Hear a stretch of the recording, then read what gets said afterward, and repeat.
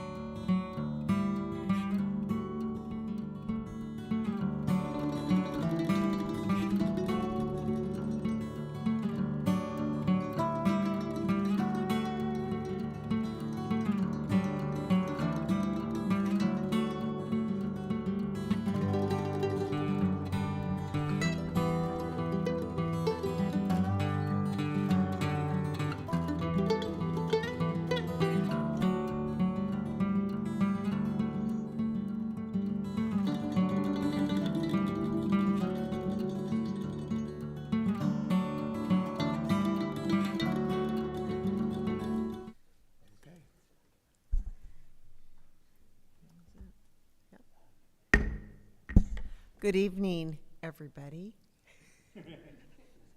I'd like to call this meeting to order of the Valley Center-Pauma Unified School District Board of Trustees. The time is 6 p.m.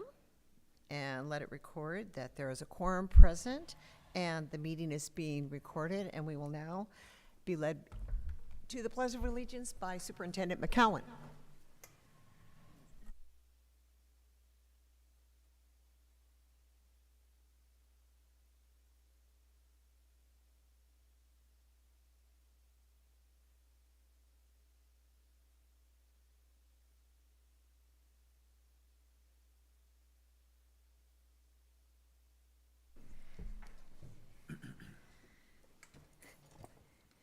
Thank you, and we will approval of our agenda, additions, deletions, or corrections. Do I have a motion?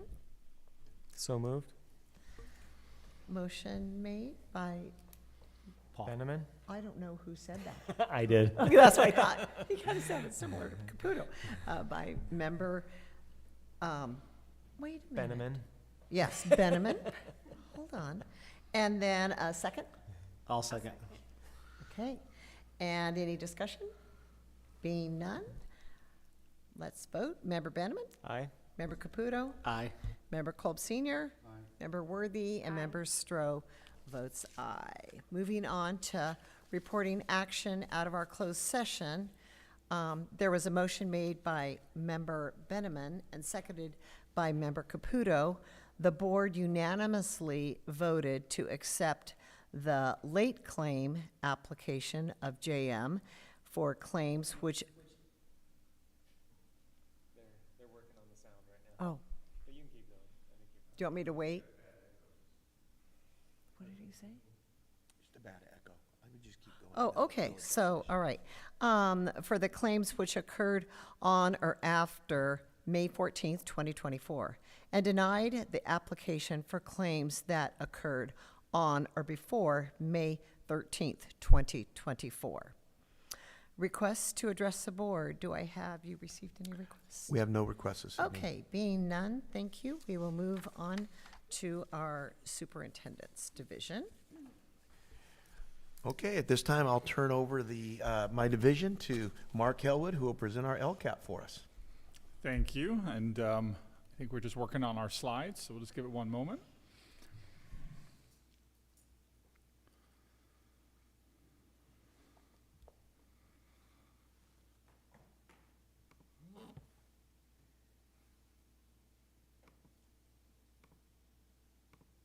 Perfect. President Stroh, members of the board, Superintendent McCowan, district staff, and guests, thank you for this time to present to you our updated local control and accountability plan, or commonly referred to as the LCAP, for the coming 2025-2026 school year. Tonight, I would like to continue from my previous presentations on our LCAP development process as we move into our last steps for the coming school year. We have moved through many of the steps to develop next year's LCAP, starting with our review and analysis of metrics and data, and listening to the input provided to us from advisory groups, families, staff, and students.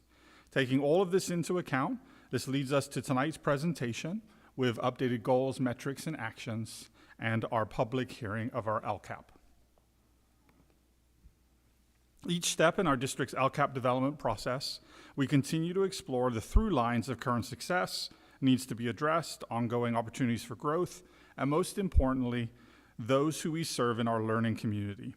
We look at the feedback from our families, students, staff, and schools, where we look at where we're being successful and how we can continue to ensure that all students and student groups at all schools are growing academically, socially, emotionally, and supports are in the best place for outcomes. Our LCAP document has multiple sections listed here, including budget information and narratives of our process. I will be highlighting some of these elements with examples that illustrate requirements that we must meet as a district. For the most part, this presentation will focus on new and updated areas and utilize these as examples of how we meet our LCAP requirements for the coming school year. Within our LCAP is in year 2 of our 3-year cycle. We have chosen not to make changes to the guiding principles of our LCAP, which are our three broad goals. Goal 1, engagement in learning. Goal 2, high quality instruction. And Goal 3, our informed school community. Our 3 focus goals target specific areas and student groups such as students with disabilities, college and career readiness, and alternative education programs, and those will remain the same with some small language updates as we move into the next school year. Each school district's LCAP is required to address the 8 state priority areas that help all students succeed. These 8 priority areas reflect factors, both inside and outside the classroom, that positively impact student success. Part of the LCAP process is working with our local partners in the county, making sure that our plan clearly addresses all of these state areas. Here you can see how our district has met the alignment requirements for the state priority areas based on the LCAP goals and related actions for our district. Each state priority must be connected to metrics that we measure and actions that are in place designed to improve student outcomes. Here is an example, or on the screen is an example, from our LCAP showing how priority 4, pupil achievement, is aligned by goal, metrics, and a new action that has been added for the coming year. An area of feedback from our community is to continue to build our work in career exploration in middle grades. To respond to this, we've added an action in our LCAP for next year, where we'll be implementing full career exploration programs for all middle school students, and as much as possible pair that with like work experiences or field trips, things like that. An example of this came from our robotics class taught this year by Jared Collins, who explored how the military is using robotics in a deep sea diving environment. We looked at this as inspiration and built on this as kind of an area to kind of continue working on going into next school year. In addition to state priority areas, our LCAP must respond to the areas on the California School Dashboard that are low performing as determined by the number of red and orange indicator levels for the school district, each individual school, and each student group. Here's a summary of our district performance from the 23-24 California Schools Dashboard. Our district addresses all required actions based on these dashboard outcomes. For example, we can look at a newer student group categorized by the state as long-term English learners, which in the past has been part of the English learner group, but recently has been broken out as a separate group of those students who are English learners and continue as them for multiple years.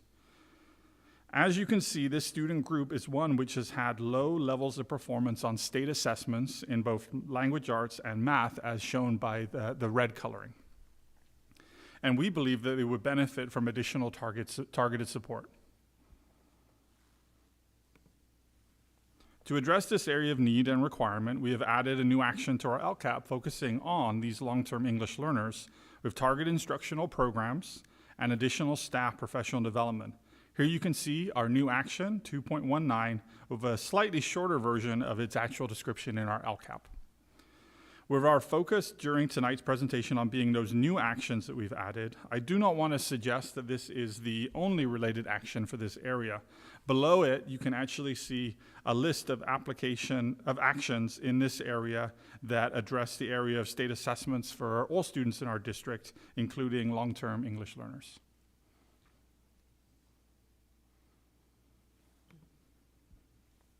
Districts must also meet the requirements to increase or improve services by providing services, staffing, and resources that seek to address the unique needs of their unduplicated students. These are low-income students, English learners, and/or foster youth. And this is demonstrated through certain actions described in the LCAP.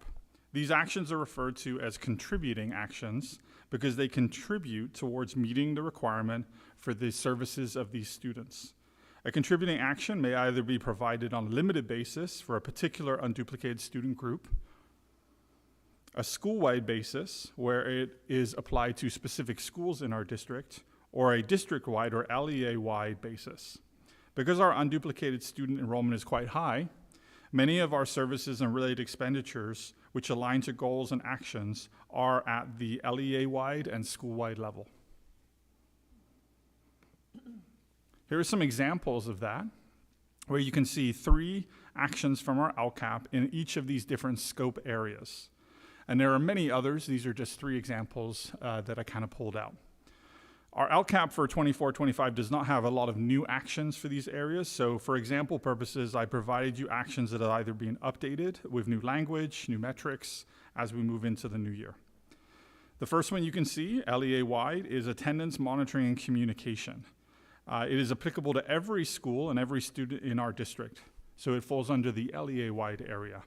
Currently, some of our unduplicated student groups have high chronic absenteeism rates. And although this work has the potential to benefit all students, its expectation and purpose is to have the biggest impact on those students with the highest level of need in unduplicated groups. The second example, our elementary physical education programs, show a school-wide action, with the target being specific schools in our district. Research suggests that physical education plays a positive factor in overall school engagement and health. As you can imagine, this positive impact can be an increase in attendance, it could be an increase in academics and overall health. We know firsthand that PE teachers in our district, like Mr. Lopez at Pauma, are part of why students are excited about coming to school. And this also allows time for classroom teachers to possibly add some additional intervention time with specific students in academic areas. The last example you can see, which is limited, is imagine for a moment a newcomer, a new English learner coming into our district, coming into their new school, and the benefit they could receive by having a bilingual instructional aid. This is a great example of a limited action that directly targets the needs of a specific unduplicated student group in our district. A new requirement for the LCAP for 25-26 is the addition of a comprehensive needs assessment. This has been part of the LCAP in previous years, but additional aspects have been required this year for districts like ours that receive Learning Recovery Block Grant funds, which are one-time funds for learning recovery initiatives through 2028. Districts like ours must complete this needs assessment and include any actions that are funded through this grant. The action must align to the LCAP metrics and goals, and demonstrate how it meets state evidence-based intervention programs.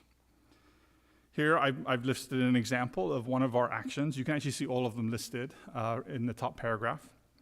But the example I like to go over is a new action that also comes from feedback from our students, parents, and staff from our local surveys. Our planned expansion to after-school academics and enrichment programs. For our secondary levels, this will use these grant funds to provide enrichment and additional instructional time with tutoring, which is an allowed evidence-based intervention under the Learning Recovery Block Grant. In addition to our many metrics from our LCAP, we have also added a measure to monitor the success and quality of our after-school programs called the Expanded Learning Quality Standards. And if you think of it just like standards for language arts or for math in a classroom, these are standards for how we implement after-school and expanded learning programs. Tonight's presentation highlights specific aspects of our 25-26 LCAP, not the LCAP in its entirety.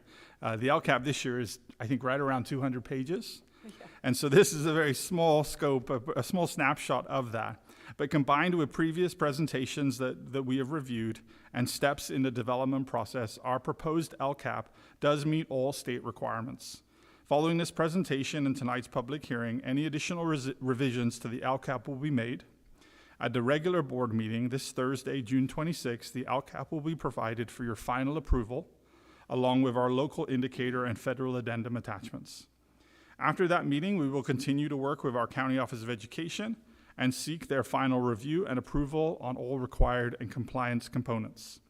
As you can imagine, this work is a team effort, and I would like to thank all of those who have played a role, our District Ed Services team, our Business Offices team, all of our district staff for putting the LCAP into action, and parents and students for their feedback. Thank you to you as a board for your support and for this time to provide you for this update as we plan on how to best serve the students, staff, and families of our school district.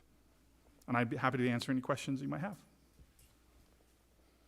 Well, thank you to you and your team for this big report. It's a big one. It's ongoing, and we appreciate the collaborative work with that.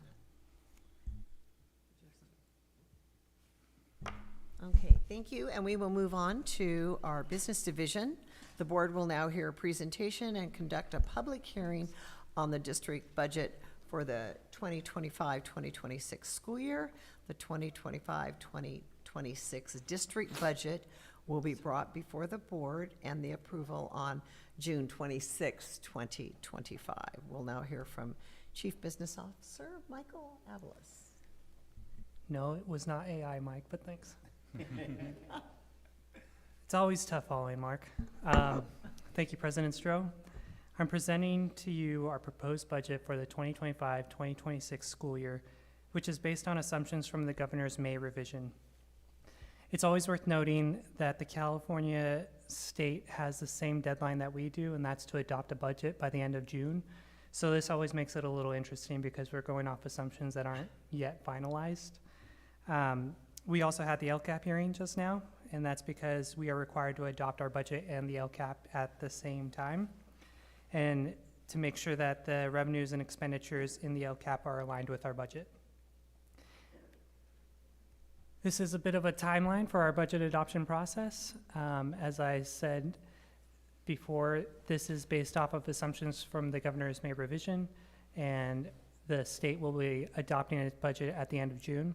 If there are any major changes to the May revision, which are the assumptions that we use, then we can always come back and present a 45-day update if there are anything significant. Our unaudited actuals will be presented in September, and then we'll have our interim reports throughout the year. Before speaking about our budget specifically, I'd like to quickly discuss the state's budget. Since the majority of our revenue comes from state funding, it is important to understand the background of the state's budget forecast. Much like last year, this year the state expects a big budget deficit. This deficit will be addressed with some combination of reductions, borrowing, shifting of funds, and deferral of payments to school districts. Over the 3-year budget period, tax revenue is projected to be almost $5 billion lower than estimates, and Prop 98 funding, which is how schools are funded, is down over $4 billion from previous estimates. Another major concern from the proposed state budget is that the proposed under allocation of almost $1 billion for California schools. So how Prop 98 works is there is a calculation that goes into the minimum funding guarantee for schools, and the state is currently proposing to under appropriate that calculation. Our 2025-26 budget is based on these assumptions: an enrollment of 3,545 students, an unduplicated pupil percentage of 65%, a funded ADA of 3,336 students, and that again is based off a 3-year rolling average, a COLA of 2.3%, and employer contributions to STRS and PERS of 19.1 and 26.81% respectively. Based on those assumptions, the estimated revenue for the budget year includes LCFF sources and property taxes of $48.1 million, federal revenue of $3.9 million, other state funds of $7.3 million, and local funds of almost $4 million, for a total projected revenue of $63,259,629. On the expenditure side, this includes certificated salaries, which are things such as teachers, administrators, counselors, psychologists, of $27.7 million, classified staff salaries of $10 million, employee benefits for both salaries of $16.7 million, books and supplies at $2.6 million, services at almost $10 million, capital outlay, which is anything that is over $5,000, at almost $160,000, other outgoing, which includes things like loan payments of $273,000, and a transfer out of the general fund of $215,000, which equals a total projected expenditure of $67,667,397. So in summary, the general fund is estimated to have a beginning fund balance of roughly $33.4 million this year. And after accounting for revenues and expenditures, we expect that ending fund balance will drop to just above $29 million and a total budget deficit of $4.4 million. As part of this budget adoption, we are also required to provide a multi-year projection, that is this year and 2 out years, to make sure that the district will be financially solvent in 3 years. That bottom right equation is the quadratic formula, if anybody is curious.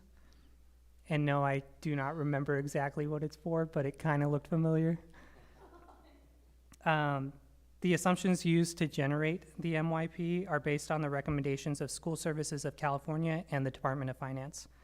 I've already shared the assumptions for this upcoming year, but here you can see the assumptions that we have for the 2 out years. These include estimated COLAs of 3.02% and 3.42% in the following years, and the continued declining trend in our ADA. Based on the previous assumptions, this is the summary of our multi-year projection. These projections begin with our projected beginning balance and then include the projected COLAs for the next 3 years and assume that we will be carrying the same staffing level in the out years. The MYP also includes step and column costs and increases to non-payroll costs due to inflation. And for our MYP, we used roughly 3 to 5% increases for inflation. After taking all of these assumptions into account, we project a net decrease of over $15 million over the next 3 years. In this slide, you can see the impact of our current assumptions on the unrestricted ending fund balance. And as our enrollment and ADA decline, we anticipate experiencing significant declines in our reserves over the next couple of years. However, we do project to maintain a healthy enough balance that we will be able to meet our fiscal obligations in the current year and the 2 out years, and for that reason, we recommend a positive certification. As I stated previously, the district continues to experience declining enrollment, and as enrollment continues to decline, our anticipated revenue will be negatively impacted. Our attendance rates continue to lag behind pre-COVID figures, but we're continuing to work hard and emphasizing the importance of attendance for our students. Not only is it vital for academic achievement, it will also help us mitigate the impact of declining enrollment over the next couple of years. So what's next? On Thursday, there will be a public hearing for this proposed budget, and then the budget will be acted on by the state legislator and the governor at the end of June. If the state throws us a curveball by the budget adoption, we again will come back with a revised budget in August. And as always, we will continue to monitor the political and economic landscape for any potential impacts to the district moving forward. And with that, I'm happy to answer any questions you might have. Any questions, comments? Thank you for that. Good I'd like to report. add just a few comments. First of all, Michael, thank you for all your hard work. And 2 things come to mind when I look at this budget. One has to do with the state budget. It's interesting because we're having this we're not getting the funds that we thought we were. In other words, but instead of trying to address those needs, I think in a timely manner, we're using our emergency funds or our rainy day funds, which were there for an emergency, to live without, above our means. I think down the road, that's going to be a bigger crash to education than if the assembly and the state legislator decides that we'll take little chunks this year, little chunks next year, instead of dipping into those reserves. And then if we do have an emergency, we have no reserves there. Plus, they don't last as long if you rely on living off of those reserves. That goes to our site budget or our district budget. I think Michael's done a great job. You'll notice as we went through here, we did not spend at the deficit that we felt we were going to spend at the very beginning. A lot of that has to do with we are taking proactive steps now to take care of the structural deficit that we have. A lot of that has to do with some different materials and supplies, finding grants and different ways to pay for those things, but this is also in the area of personnel. And what we're really happy about and what we keep telling our employees about, we're not here, we're not going to do layoffs to balance our budget. We're going to work, our structural budget will be solved by attrition through retirements. And so once again this year, we did not do layoffs. We did spend less than we thought we were going to do because of those being proactive.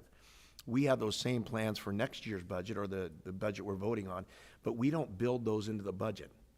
At the end of the year, you'll see those savings. This year was almost $2 million because we feel it's better to count the savings after you save the money, Don't count the savings going into the year. It's a little bit more conservative. I appreciate the way that Michael does it, and, you know, we're just gonna keep moving forward. Does that sound about right, Mike? Yep. Thank you. President Stroh, Superintendent McCowan, now that we've had our presentation on the LCAP and also the budget, I'd like to recommend that we conduct our public hearing for the proposed 25-26 LCAP. And this is what we need to vote.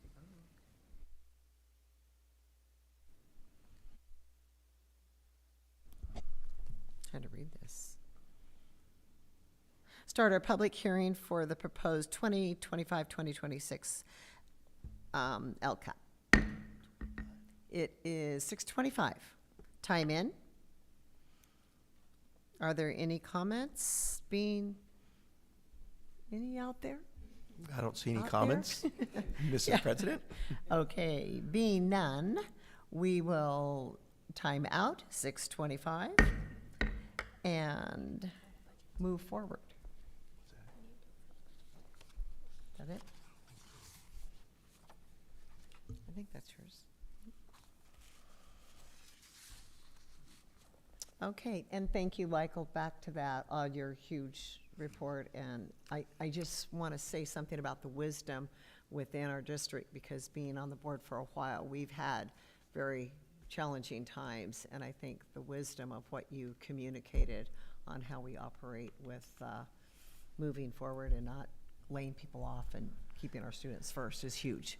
I think you only need to go through one layoff series to see what it does to the morale of a district, what it does to people in their personal lives. And if there's a way that we can be proactive and not have that kind of a situation, that's obviously what we're going to strive for. So Yeah. thank you. I appreciate that. And moving forward to advanced planning, our next regular meeting, board meeting, will be this Thursday, June 26, 2025, at 1 p.m. And moving to adjournment, do I have a motion? So moved. And a second? I'll second. Okay, any discussion?